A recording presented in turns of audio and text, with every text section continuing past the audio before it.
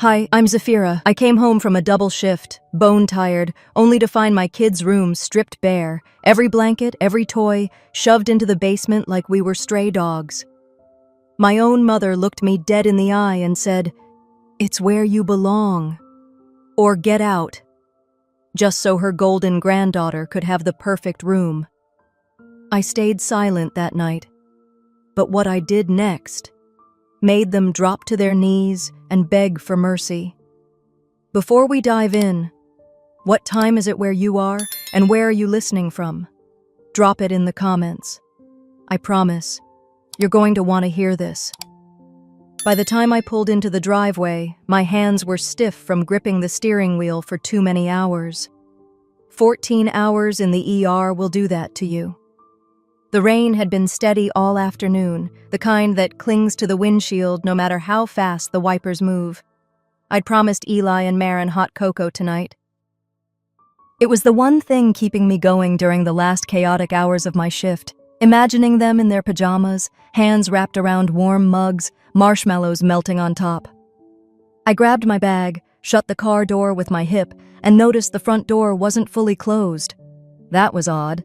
We always kept it locked, habit in this neighborhood. As I stepped onto the porch, a faint scent of my sister's perfume drifted out. She hadn't lived here for years, and even when she visited, she never came over unannounced. My stomach tightened, but I told myself maybe Mom had invited her for dinner. Inside, the house was unusually quiet. No cartoons on the TV, no thump of little feet running to greet me. I set my keys on the counter and called out, "Eli? Maren?" Silence. I walked down the hallway toward their room, already reaching for the light switch. The moment the door swung open, my breath caught. The walls were bare, the shelves empty, the twin beds I'd saved months to buy, gone. The small reading lamp in the corner was missing. It looked like no child had ever lived there. A low hum came from below, somewhere in the basement. The kind of sound an old humidifier makes. My pulse was in my ears. Footsteps behind me. I turned, and there was my mother, arms folded, her face as unreadable as ever. "It's where you belong, or get out," she said, her voice flat, almost bored. I blinked, unsure I'd heard her right. "What are you talking about?" She didn't flinch. "The girls need a proper room. My granddaughter," she meant my sister's little girl, "is starting school next month. She deserves the space. Your two can manage downstairs. It'll build character." Before I could respond, Eli appeared in the hallway, his hair sticking up from sleep, eyes wide. He clung to my leg like he used to when he was a toddler. Maren, still in her mismatched socks, peeked around my hip. "Mommy, where are our stuffed animals?" she asked, voice trembling. I knelt down, kissed the top of her head, and kept my voice steady. "They're safe. Don't worry, baby." I followed the sound to the basement door, flipping the switch at the top of the stairs. The yellow light revealed trash bags piled against the wall. The kids' mattresses leaned in the corner, blankets half falling from them. The air was damp, smelling faintly of mildew. This was no place for anyone to sleep, let alone children. I ran my fingers over the top of one bag, feeling the shape of Eli's favorite action figure under the plastic. My jaw tightened. My mother's voice floated down the stairs. "You should be grateful I even let you stay here. Plenty of single mothers don't have a roof over their heads." I didn't answer. Not to her. Not now. Eli's small hand slipped into mine. Maren sniffled quietly. I squeezed their hands, then led them upstairs, past my mother without a word. In our room, my room now I supposed, I pulled out the suitcases from under the bed. Each zipper sounded louder than it should have. I began folding clothes, placing the kids' belongings neatly inside. Every movement was deliberate. I could feel my heartbeat slowing, not from calm, but from resolve. They thought they were just rearranging rooms. They didn't realize they had redrawn the lines of our lives. That's when I realized this wasn't just about losing a room. This was about losing our place in their world. I didn't bother turning on the basement light again. It was still warm from earlier, casting that tired yellow glow over the concrete floor. Eli and Maren were already curling up on the pile of folded blankets I'd spread out. The space felt even smaller now that I was kneeling in it. The ceiling seemed lower, the air heavier. I tucked the edges of a fleece throw around Maren, trying to make it feel like more than it was. She coughed, a quick, sharp sound that made me clench my jaw. I brushed her hair back and forced a smile. "This won't be forever. You hear me?" Eli's eyes searched my face, as if testing whether I believed my own words. "How long is forever?" he asked quietly. I swallowed. "Not long enough to matter." They didn't need to see the crack in my voice, so I straightened and told them I'd be right back with an extra blanket. My mother had stacks of them in the linen closet. I knew exactly where to look. On my way up the stairs, I heard voices, light, high-pitched laughter drifting from the far end of the hall. My sister's voice, unmistakable. I slowed, drawn toward it. The door to the old guest room was wide open. It was no guest room anymore. White curtains with embroidered stars hung neatly over the window. Fairy lights twinkled along the walls. A canopy bed sat in the corner, covered in a quilt so new it still had the folds from packaging. A small desk, painted pink, had art supplies laid out like a display. My niece was spinning in the middle of the room, holding a stuffed unicorn nearly her size. My sister was laughing with her, and my mother stood nearby, beaming. "She finally has the space she deserves," my mother said, her voice dripping with approval. "Poor Zephyr's kids are adaptable."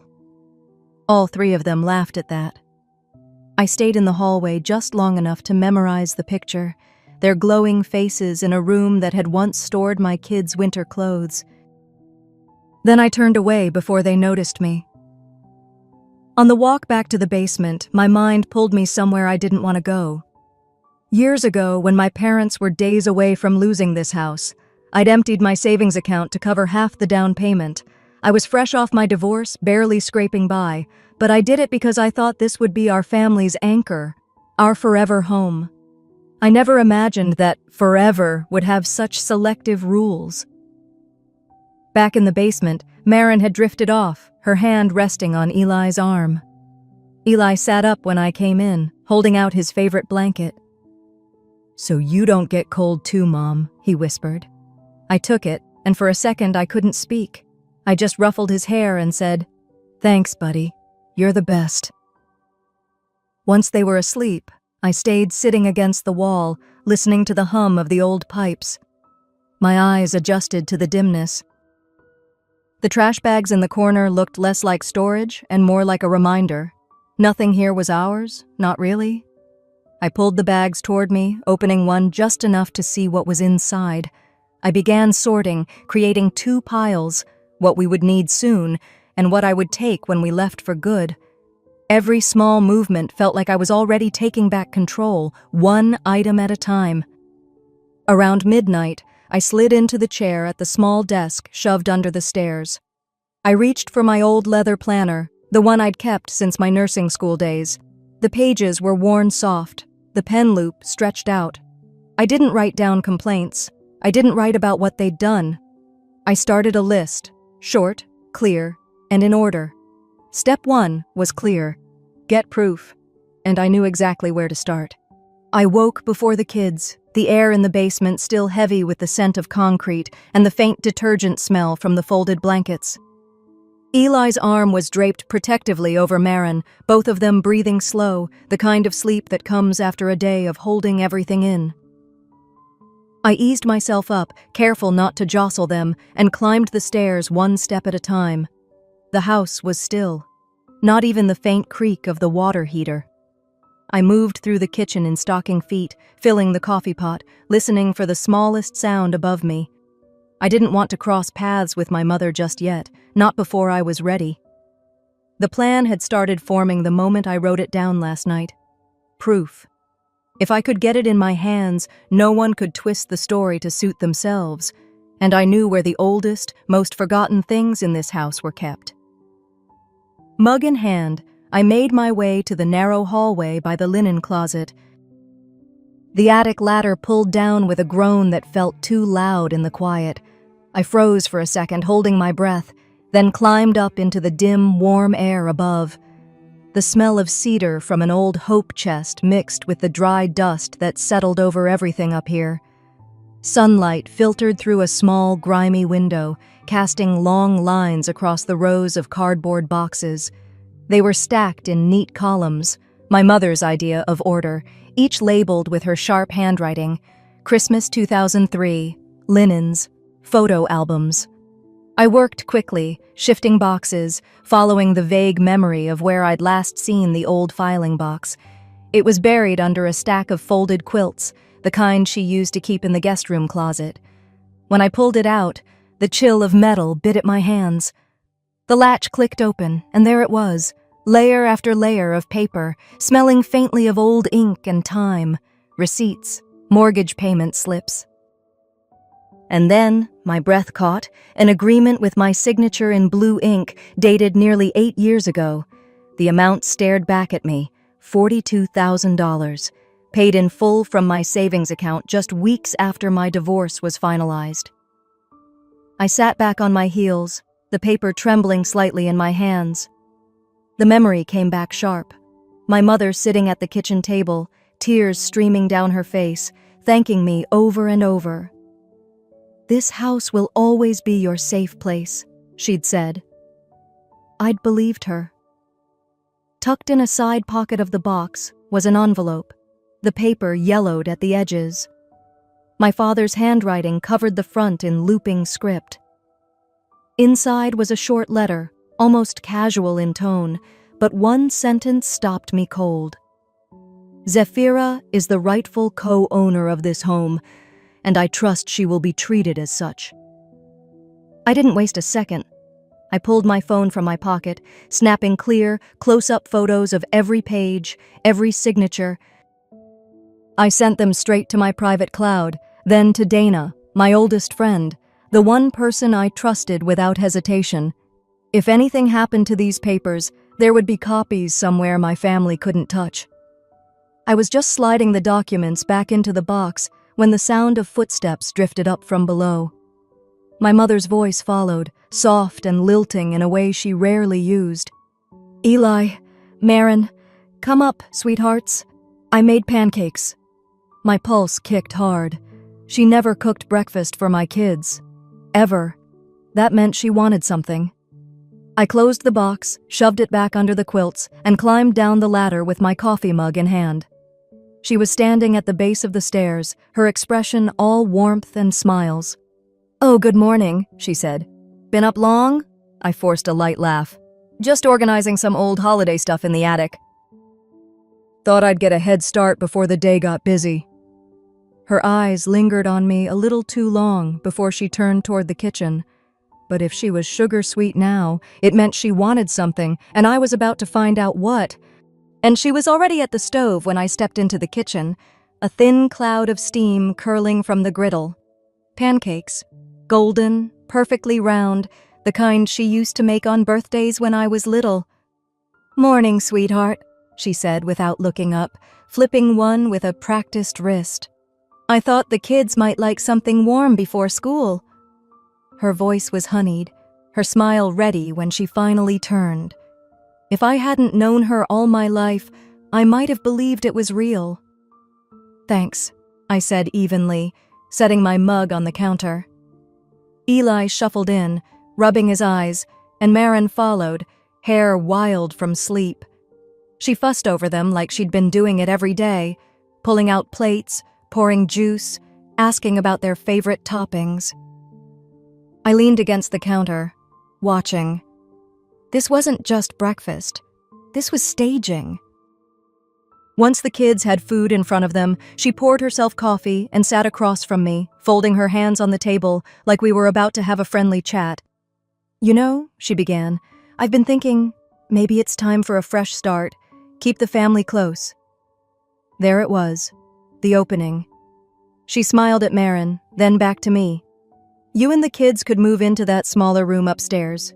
Cozier, easier to keep warm, and she gave a quick shrug. Since times are tough, maybe you could help out a little. Just a small rent, nothing unreasonable. My fingers tightened around my mug. She let the pause hang just long enough before adding, almost casually, and you could watch your sister's little girl a few days a week. Daycare's so expensive, and you're already here. The fork in my hand might as well have been a matchstick. Every nerve in my body remembered the years I'd spent on her couch, bottle feeding my niece while my own kids ate dinner alone in their rooms. The job interviews I'd canceled because someone just needed me for a few hours, the birthdays I'd missed for somebody else's emergency. I took a slow breath. It sounds like you've thought this through. Her smile widened, pleased with herself. I just want us all to help each other. You know, family. I nodded once. Then let's put it in writing. That way, everything's clear. The flicker in her eyes was quick, but I caught it. She didn't expect that. Oh, well, we don't need to make it formal. I'd feel better if we did, I cut in softly. For everyone's sake. She hesitated, then gave a small laugh, like I'd just been overly cautious. All right, if it makes you comfortable. Her phone buzzed on the counter, and she excused herself, stepping into the hallway. I focused on cutting Marin's pancake, but my ears stayed sharp. Hey, her voice dropped. I talked to her. Looks like we'll get free help again. You can bring the baby over next week. A muffled laugh from the other end. My sister. My jaw clenched so tight it ached. She thought I'd just sign my life over again. By the time she came back, I had smoothed my expression into something neutral. She carried on like nothing had been said, pouring more coffee, asking Eli about school. When breakfast ended, Eli glanced up at me as we cleared the table.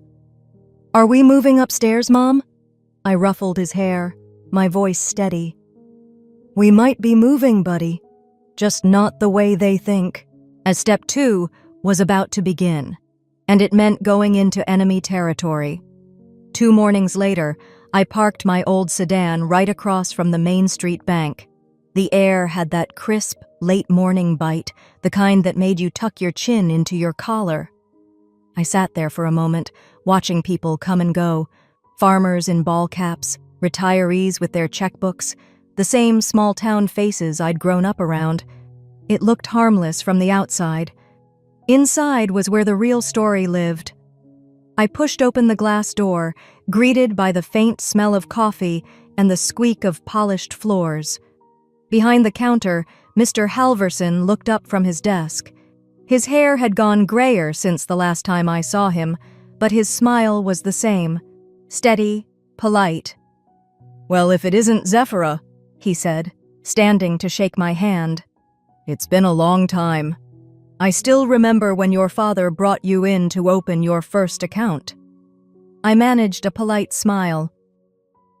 Life's taken a few turns since then. We made small talk as he walked me to his office, a glass-walled space that still had the same dark wood desk and little jar of peppermints I remembered. Once I handed over my ID, he tapped into the system and pulled up the file on the house. It took everything in me to sit still as he slid the folder across the desk. The pages smelled faintly of paper and ink, nothing remarkable, but every line was a piece of my history. And there it was, my $42,000 down payment, documented in black and white. My name on the early drafts of the ownership records, right alongside my mother's. Proof I'd been part of that house from the start, even if they'd tried to scrub me out later. I kept my voice even. Can I take a closer look? Of course, he said, leaning back to give me space. Halfway through the stack, my eyes caught something I hadn't expected. Statements from a joint savings account I thought had been closed years ago. My name was still on it, but the balance was nowhere near what it should have been. Several large withdrawals over the past year, each one signed electronically. Not by me. I felt the air shift in the room. Odd, I murmured. I didn't know this account was still active. He hesitated, then said, "Well, according to our records, your sister came in last year to update contact information. She had all the right paperwork. I assumed you knew." My stomach tightened, but I kept my expression calm. "I see. She'd had help. Someone had let her in. And in our family, someone usually meant Mom." I took a slow breath, closed the file, and smiled politely. "I'd like certified copies of all these documents. How long will that take?" 2 days, he said. "We'll have them sealed and ready. Would you like us to mail them?" "No," I said quickly. "I'll pick them up in person." I slid a few bills across the desk to cover the fee. "Cash is fine, right?" He nodded, tucking the money away. No receipt, no paper trail, just the way I wanted it. When I stepped back onto the sidewalk, the sun felt sharper. I crossed the street to the library, the red brick building with tall windows that had been my refuge in high school. Inside, the air was cool and quiet, the only sound the soft hum of the copy machine. I scanned every page I'd been able to borrow, loading the files onto a flash drive I'd brought from home. Then I pulled out my phone and called Dana. "You're live," she said as soon as she picked up. "I've got proof," I whispered, glancing around. "Not just of my ownership, there's missing money, big chunks, and they used my name to get to it." Her voice dropped. "That's theft, Z. You could nail them for that." "I'm not rushing," I said. "We're doing this right. I'm sending you encrypted copies. Keep them off the cloud." "Got it." By the time I walked out of the library, my steps felt lighter. I had more than just a claim now. I had leverage. I slid into my car, resting my hands on the steering wheel for a moment. This was no longer just about a house. It was about every time they'd counted on me to stay quiet. But before I could act, the fight came to my doorstep, literally. It was late afternoon when I pulled into the driveway, still carrying the faint scent of the bank's copy room on my coat. The sun was low enough to cast long, gold-tinged shadows across the yard. That's when I saw her. My mother, standing on the porch like she owned the place, arms crossed, a manila envelope clutched in one hand. I didn't even make it up the steps before she spoke. "We can do this the easy way, Zephra, or we can do it the hard way." Her voice was calm, but it was the kind of calm that comes right before a storm. "What's in the envelope?" I asked, my tone matching hers. "A legal notice," she said, drawing out the words like she was savoring them. "You have 72 hours to vacate this property, signed by the county clerk." She gave a little shake of her hand so the envelope rustled. I took it, feeling the weight, too light to be anything official, and slid the papers out. One glance told me everything. Wrong seal, font too large, county name spelled with an extra E, the kind of sloppiness you only see when someone's trying to fake authority. "This is interesting," I said, scanning the page. "Nothing to think about," she replied quickly. "It's time to grow up, stop freeloading, and let the real owners handle this house." Before I could answer, she pulled out her phone and tapped the screen. "Let's loop in your sister so she can hear this too." Seconds later, her voice came through the speaker, loud and smug. "I told you, Z. This isn't your home anymore. You've been coasting long enough." From inside the house, I heard small footsteps. Eli appeared at the doorway, his brow furrowed.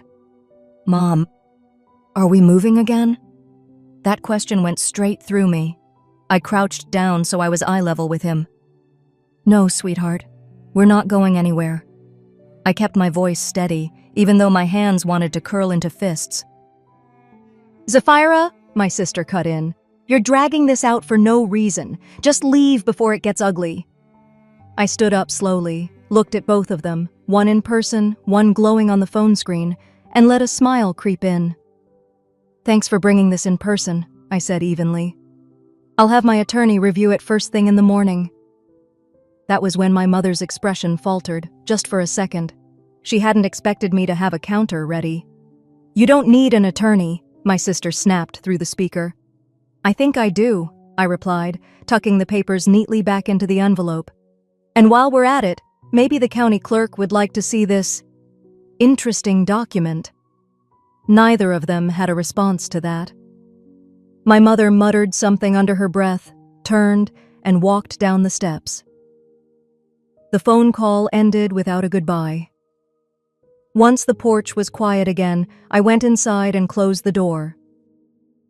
The kids had retreated to their rooms, but the air still felt heavy from what they'd overheard. I set the envelope on the kitchen table, pulled out my phone, and called Dana. "Sending you some photos," I said. "Tell me what you see." A minute later, her laugh crackled through the line. "Oh, this is bad for them. That's not even close to a legal notice. You could call it harassment, maybe even intimidation." "Good," I said. "Because I've got more. The bank records, proof they touched money that wasn't theirs. You're sitting on a goldmine of leverage, Z. We play this right, and they won't see it coming." I looked at the envelope again, the fake seal like a cheap costume trying to pass as the real thing. For the first time in a long while, I felt the balance tilt in my favor. I wasn't just going to hold my ground, I was going to hit back, and hard. That is, the first strike would have to be public and perfectly timed. 2 days later, the community center's parking lot was already half full when I pulled in. The autumn air had that crisp bite to it, and my breath showed in thin clouds as I stepped out, clutching the leather folder against my chest. Inside were neatly stacked copies of bank statements, certified mortgage records, and the photograph I'd taken of the forged eviction notice. Dana was waiting near the side entrance, blending in with the cluster of people smoking and chatting before the meeting. She caught my eye and gave a small nod, steady, not overdone, just enough to say, "I'm here." The meeting was in full swing by the time we took our seats. Fluorescent lights hummed overhead, the faint smell of coffee lingering from the refreshment table. The HOA chair, Mr. Phillips, droned through the usual agenda, landscaping updates, parking complaints, until he reached community concerns. I stood up, smoothing my coat before speaking. "I have something I need to bring to everyone's attention. It's about misuse of property rights and fraudulent documentation." The words landed like a pebble in a still pond. A few heads turned. Mr. Redding, 2 rows up, folded his arms. Mrs. Alvarez leaned forward in her seat. I walked toward the front table and set my folder down, flipping it open with care. "This," I said, holding up the eviction notice, "was delivered to my home 2 days ago. Can anyone here confirm this is a legitimate county seal?" I passed it to the chairperson. He adjusted his glasses, frowned, and shook his head. "No, this isn't right. Wrong seal entirely." A low murmur rippled through the room. I let it hang for a moment before laying the notice flat on the table. It was presented as official, and it came from my own family. I could feel the shift, people remembering the gossip, the freeloader label, the sideways glances over the years. "That's not all," I continued, pulling out the mortgage documents. "This is the purchase record for my home, notarized and filed. My name is on every page. I didn't squat. I bought that house outright." Mrs. Alvarez glanced at Mr. Redding, and he gave the smallest nod. A few others leaned back, arms uncrossing, as if reconsidering what they thought they knew. That's when the door swung open. My mother strode in, my sister right behind her. Both looked like they'd been rushing, coats half-buttoned, hair wind-blown. "Don't listen to her," my sister blurted before she'd even reached the seats. "She's lying, making herself look like a victim." I didn't flinch. "You're welcome to speak during your turn," I said evenly, then looked back to the chair. "I'll be submitting the full file to your office tomorrow for review. If the county clerk wants it too, I'm happy to provide it." "That's not necessary," my mother snapped, but her voice had that edge, too quick, too sharp. I gathered my papers slowly, meeting her eyes just long enough to make the point. "And if anyone here would like to see the rest of the transactions, they're time-stamped and notarized." For a moment, the room went quiet except for the faint shuffle of papers. Mr. Phillips cleared his throat. "Thank you, Ms. Blake. We'll make sure this is noted in the record." I stepped back toward my seat. Dana didn't smile. She just gave a small, approving glance. The kind that says, "You landed it." My mother and sister didn't stay long. They left in a swirl of perfume and muttered complaints, their heels clicking sharply on the tile. Neighbors leaned in to whisper as they passed. By the time the meeting adjourned, I could feel the current shifting. People I'd known for years but never truly spoken to gave me small nods, even a quiet "good night" here and there. It wasn't victory, not yet. But it was the first real crack in the wall they'd built around me. But my sister wasn't about to let the tide turn without a fight. I didn't even need to open my eyes to know something was wrong. My phone was buzzing non-stop on the nightstand, the kind of rapid-fire vibration that means trouble. I fumbled for it, blinking against the early light slipping through the blinds, and saw the flood of notifications: Facebook, local community groups, even old high school acquaintances I hadn't spoken to in decades. I opened one, and there it was, my sister's name, bold at the top of a long, carefully crafted post. She'd written a whole saga about me. "She's been living off my parents for years," it began. "We took her in when she had nothing, and this is how she thanks us, spreading lies to make herself look like a victim." She'd even dug up old photos from a decade ago, back when I was barely scraping by, when I'd been working 2 part-time jobs and couldn't afford new clothes for the kids. One picture showed the kids sitting on the floor of our old rental with mismatched furniture in the background. Her caption, "This is how she raised them, like squatters. And she says she's the one helping us?" My stomach turned, but not from shame, from anger. I could see the comment threads already splitting in two. Some people jumped in to defend me. "This doesn't sound like her at all." Others joined the pile-on. "Wow, if that's true, that's disgusting." I scrolled further and saw my mother chiming in under the post. "It breaks my heart as a mother, but she's been ungrateful since she was a teenager. We gave her everything." It wasn't just strangers. Names I recognized, old neighbors, former co-workers, were chiming in, half of them swallowing her story whole, the other half hesitant, confused, but already infected by doubt. I didn't hear Eli come into the room until he spoke. "Mom, why is Aunt Rhea saying we lived like squatters? That we were just freeloading?" He stood there in the doorway, hair still mussed from sleep, his phone in hand. His voice was sharp, more angry than hurt. Maren, on the other hand, trailed in behind him with tears pooling in her eyes. "Is it true?" she whispered. "Did we really live like that?" I put my phone down and pulled them both close. "No. What she's doing is twisting the truth to make herself look better. And this is the last time anyone is going to speak about you like that without answering for it." Eli pulled back first, his jaw tight. "Then do something. Don't just let her talk like that." "Oh, I will," I said, smoothing Maren's hair. "But we're going to do it the right way." After they left the room, I sat on the edge of my bed, letting the hum of the phone continue. It was like a swarm of gnats. You want to swat them away, but the smarter move is to watch where they're coming from. I dialed Dana. She picked up on the second ring. "I saw it," she said without me even saying hello. "And she's stupid for posting it. Screenshots, Zeph. Every comment, every share, the timing's perfect, right after the meeting." "This isn't just petty, it's textbook defamation." "I was thinking the same thing," I said, pacing toward the kitchen. "If I hit back now, they'll start deleting things. But if I give it a day—" "Exactly. Let her dig her own hole," Dana said. "The more she posts, the better your case." I ended the call and set my coffee to brew.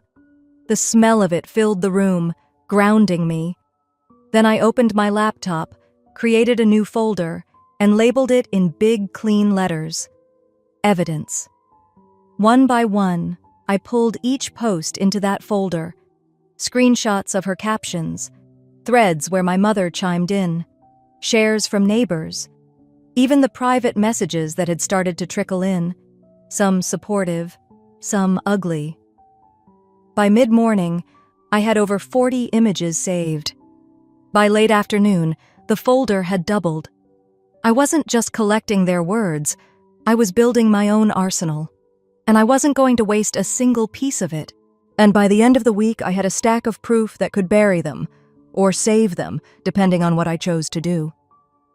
Saturday came with an edge in the air, not from the weather, but from the knowledge that this was it. The quarterly HOA and township meeting was open to the public, and word had already spread. People would be there who had read every one of my sister's posts, nodded along to my mother's comments, and whispered their judgments in grocery store aisles. I didn't bother with anything flashy. A navy blazer, slacks, low heels, hair pulled back so nothing distracted from my face. Dana pulled into my driveway right on time, her car spotless as always. She gave me one sharp look when I stepped outside, then nodded. "Keep your voice calm, your back straight, and your pace slow," she said. "You're not there to beg. You're there to file facts."